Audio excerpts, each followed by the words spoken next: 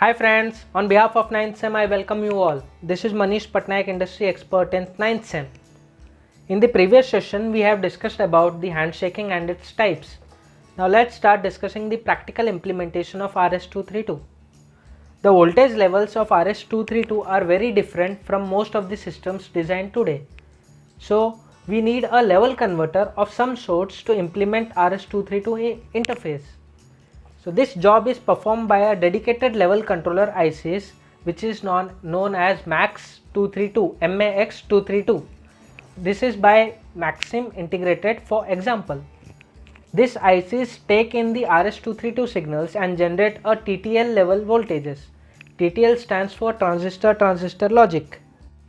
This ICs also invert the signals as low voltage levels in RS-232 are logic 1 and the high voltage levels in RS-232 are logic 0. The following image shows the implementation of RS-232 driver in a real-time application. Here the UART, which is known as Universal Asynchronous Receiver Transmitter, generates and receives the necessary signals for serial communication, and the RS-232 driver is responsible for converting signals between TTL and RS-232 interface.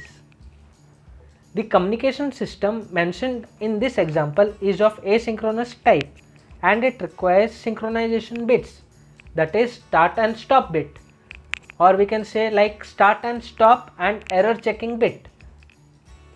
The UART in the above example is responsible for generating the start, stop and parity bits. Parity bits means error checking bit when transmitting the data and also detecting errors while receiving the data. The following image illustrates a typical RS-232 application between a computer and a modem. Here the PC, or we can say a computer, is the DTE and the modem is the DCE. The computer and modem communicate with each other using RS-232 interface, and the communication between the modems is established using telecommunication links. So what is the difference between this RS-232 and UART, that is UART? The main difference between both of this protocol is the voltage levels. Apart from this, they both supports half duplex and full duplex communication. Microcontrollers don't tolerate RS-232 voltages and may be damaged. To avoid this kind of thing, UART, that is Universal Asynchronous Transmitter Receiver, is used.